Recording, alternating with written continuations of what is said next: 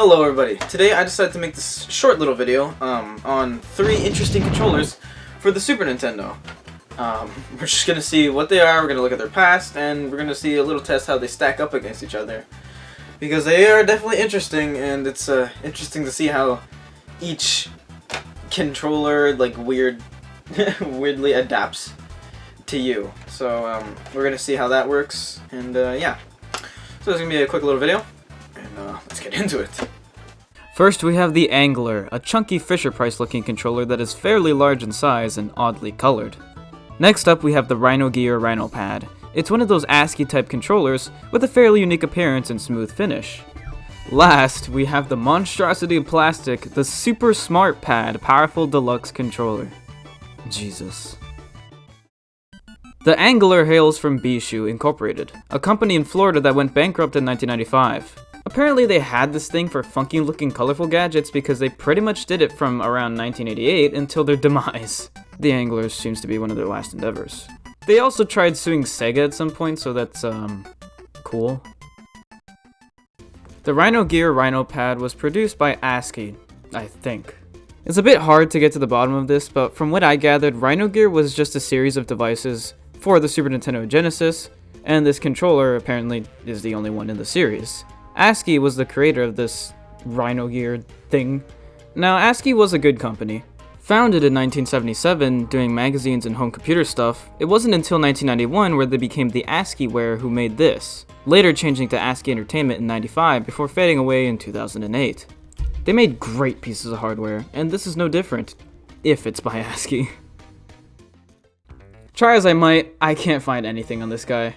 If you know anything, feel free to leave a comment, but from what I can tell, it's a cheap mold-stealing controller that sucks at hiding the fact that it has a Genesis variation, and it was made in 1982. So anyways, moving on to the tests.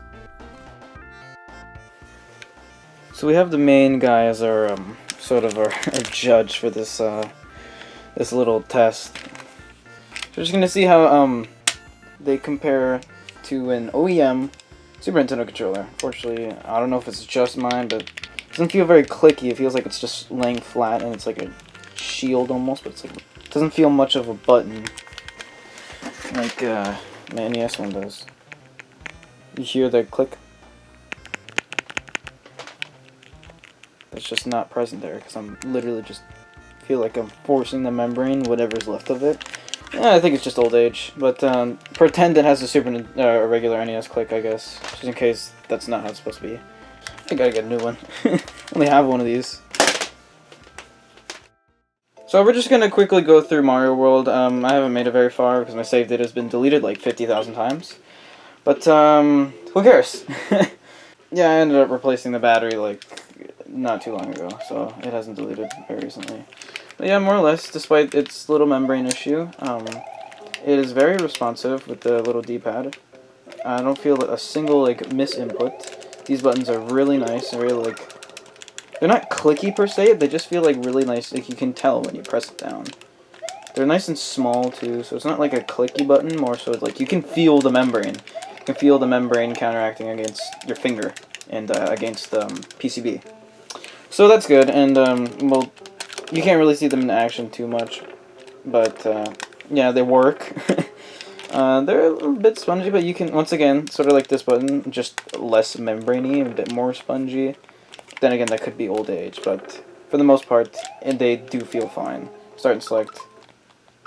Well, not always accurate. Once again, that could just be a fault of age. Maybe it's a little dirty. I feel like I cleaned it before, but, you know, who knows. Probably me, I should know. But yeah. Super Nintendo controller, pretty comfy. Yeah, it's really comfy actually. I forget how comfy this thing is, Jesus. I guess because it's like little curved design. It helps it a lot actually. So there's that, Super Nintendo controller. Pretty solid. Next up we have the Fisher-Price boy. Now, the shield's so big. I don't know. It's like, you can tell when you click a thing. Sorry, I'm playing for the viewfinder. But, yeah, you can tell when you click a thing, and I don't feel like it misinputs all that much. Yeah, like, you'd pretty much have to try for the most part. And there was an accidental one. Maybe it's such a big shield, so I guess depending on how your fingers, you know, act against these buttons, you could get a few misinputs with a down direction or something like that. I mean, it's definitely more raised. I can feel some of the membranes are a bit more worn, like down and left are way less clicky than up and right for some reason. I don't know what be causing that. Certain select are plastic, so they're very clicky and fairly accurate. They're super slow, slowly pauses. Regular slow, no difference. Turbo for each of these buttons.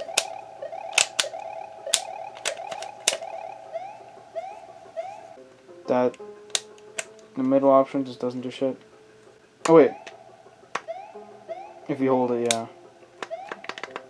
Okay, yeah, that's what that does. These do the same thing, they all work. And I mean, I wish they were used a bit better, but yeah, these are just so clicky. It's gorgeous. I don't know. I've never opened this yet, and I don't think I will bother opening the Angler. I wonder what these are. These are just so clicky. Like, holy shit, they're really nice.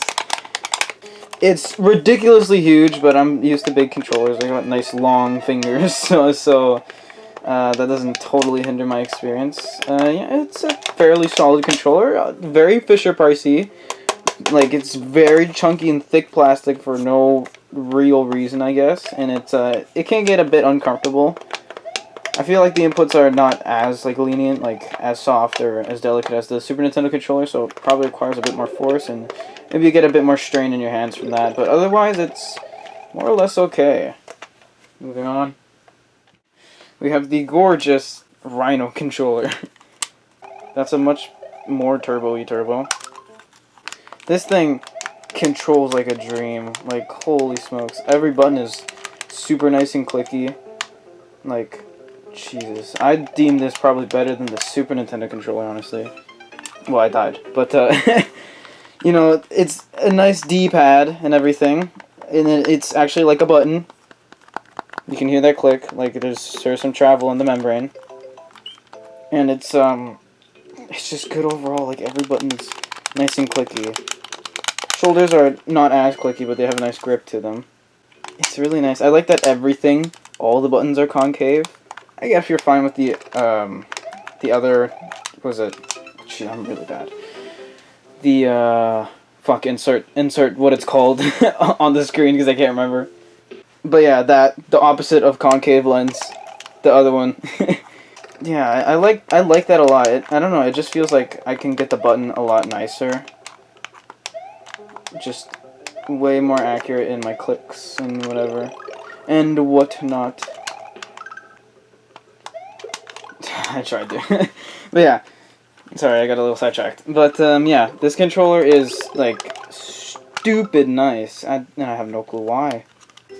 Enough about this controller. Moving on to the other one. I'm getting too sidetracked, it's too nice. So here we have the whatever the hell this thing is. The Super Smart Pad Powerful Deluxe Controller for Super Nintendo.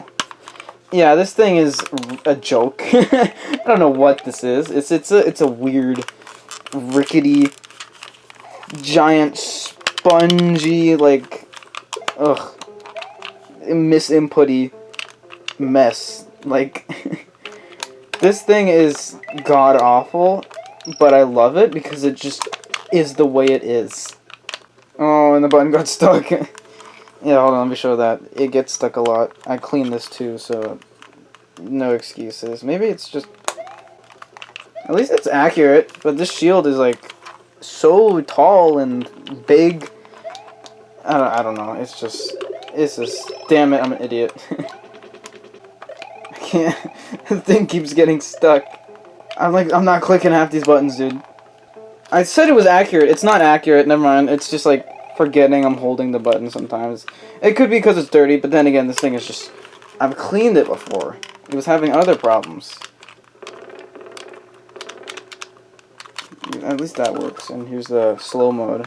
That's a thing. It works. It works. It works not very well. Like, when you can't even hold down the button without it getting stuck every 2 seconds in a game like this, like, they just didn't care. They just did not care enough about this controller. Oh, maybe, I'm gonna have to shade this off. Maybe it is sticky. It got sticky again over time, even though, like, no one touched it.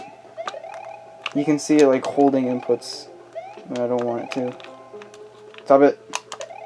Like, I'm not holding down jump. I'm gonna beat the level with this thing. This is literally a challenge run controller. Can you play with the world's worst Super Nintendo controller?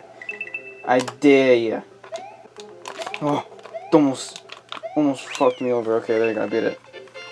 Yeah.